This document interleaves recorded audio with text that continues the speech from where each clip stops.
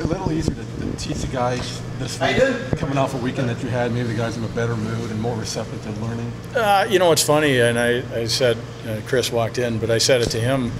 The Northern Michigan weekend, we played extremely well, and both nights I mean, you certainly don't. At some point, you want to just get it done, and the guys in the locker room just got to turn that page and find a way to get it done. But they played extremely well, and I don't think their attitudes changed one bit.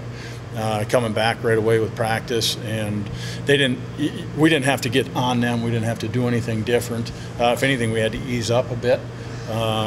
This week, you know, we took yesterday off, try to help the bodies heal up a little bit, help the mental side of it.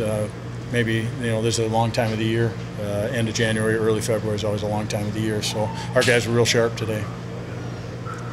We talked after the Friday night game about how the transition, you know, you got those guys back and you're able to kind of get up and down the ice, but then you said you got beat back a couple of times as well. I mean, has that been a point of emphasis to make sure that that doesn't happen as much?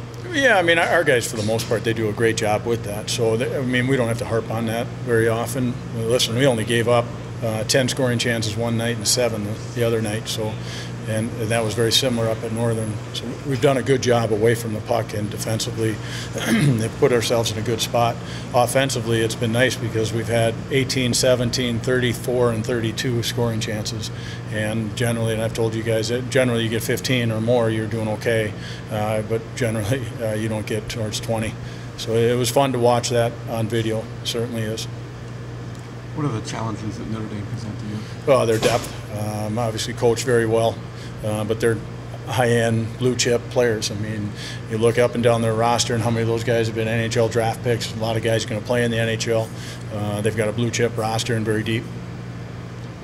Curtis, how important is he to your entire team? Well, he's important. I think he's just finding his way still in terms of continue to have his game evolve. He's not going to be your overall vocal leader, although he's a junior. Again, I think that goes hand in hand with his game, where once that game evolves for him, he's going to settle down more, he'll be more at ease, and now he'll be able to be a little bit more vocal. You talked about his evolution. Where was he? Where does he need to be?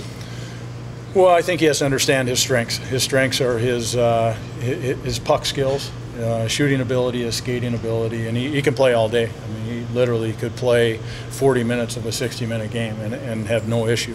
So that's a tremendous asset for him.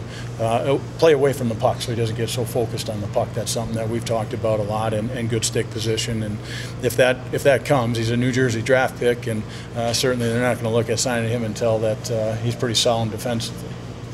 He has a lot of blocks. I mean, lead the team in blocks. It's kind of a guy after your own heart. I think and if you watch him, he's not going to be a guy that's going to get down on the ice. His blocks come from his good footwork and a great stick, because his gap control is outstanding because he skates so well.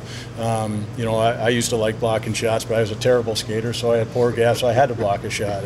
And Geddes is the flip side of that. He skates tremendously well, easily one of our top 3 skaters on the team, but his gap control allows him to deflect a lot of pucks. Where does Greco at this stage? Is he caught up to the rest of the team? Does he have his game legs back? No, I don't think, not yet. You know, and it takes a while.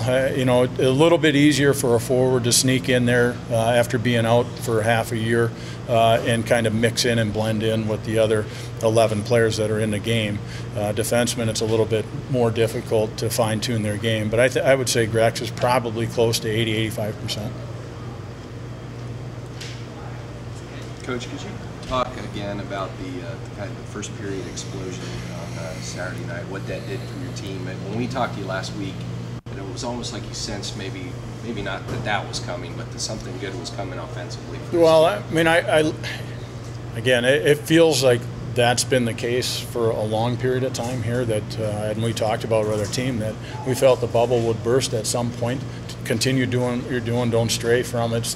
Continue doing team things, and be a good teammate. And you know, a lot of those goals weren't the sexiest of goals, if you say, but it started from doing a good team thing, and we just showed video, so within 8 seconds it was in the back of the net. And you know, it's fun for us as a staff to see that, and see them get rewarded, because they've been doing so many good things, and we just have to stick with it and remain patient.